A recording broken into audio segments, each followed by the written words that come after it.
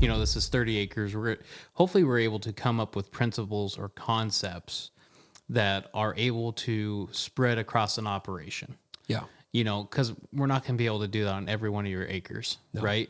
But hopefully we can develop a principle that we can provide truth with through data and say, no, how can we take some of these truths and implement it across the whole operation? Yeah. Is how I see it. So you're using 30 acres of your operation to help figure out what is that next step or what we can do to get to that next step.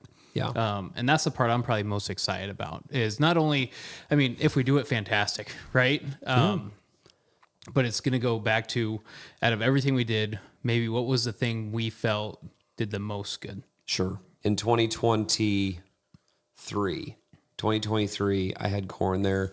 I was shooting for 250. I made 129. Okay. It was a dry year. Yep. It was drought, absolute drought. Now, did I have everything there that I thought would push us to, high end yield? Yeah. Yep. What was my yield limiting factor? Water. It was water. Yep. Water, hot, windy days, no rain for a long, I think 40 some days with no rain. And I think half those were over 100 degrees. Well, and I think, thinking about weather and that factor, like there's so much truth, and it's what stinks for most operations is you have at least 95%, if not 90% of your inputs in when that weather stress is really hitting you. So, Absolutely. That's going to be a curveball, and that's going to be something we'll have to talk about. Like, I understand we want to push, but if there's a time to pull the plug, we got to pull the plug. Yeah. When it comes to the economics of it. Yep. Or I'll say, Pretzer, give me 5 acres.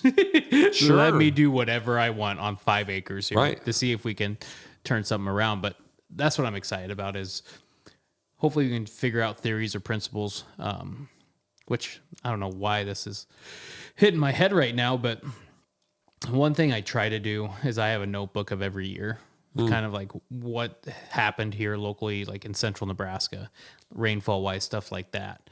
Not any year is going to replicate itself, but there's years that rhyme per se. And what are things I thought was successful or things that I thought maybe set us back, and just having that own little notebook, a little Johnny Ferentz diary of practices, weather conditions, stuff like that to help me guide decisions in future years. Sure. Well, and I think, dude, I'm telling you, I was talking to Eric. The other day. It's so hard to pull the plug on a field when you've put so much into it, financially, time, thought, stress, effort, because, we as farmers, dude, we don't want to see a crop fail. No. We don't want to see it hurting, dude. That year, that 2023, we were so droughty, dude. It was so droughty, and my wife was like, "We got to get out of here." Like she was watching my mental decline. Yeah, like every day, I was getting in a darker and darker place because the corn was pineappling and turning blue and then white. And we just went on vacation for a week, and I came back, and it was so good because I came back and it was like re-zeroed me. Like, it's going to be okay. Yeah. I will farm another year. We'll be okay. But and that's, I got to give the guys in the West so much credit. They know when to pull the plug. Yes. We're here. Yep. Nothing we can apply will save this crop. Yep. Nothing. And dude, that is so admirable because it's so hard to do. Yeah. Because we want to now. Are there things we can do to mitigate stress? Yeah, we've got us, working with Kurt Livesey and a silica product. We've got plant hormones. We've got other things. There's a lot of things that we're doing this year that and have done in the past that really is a good package to mitigate. But as dude, this is such a good thing for me to hear going into this year. We don't raise yield. We reduce loss. Yes.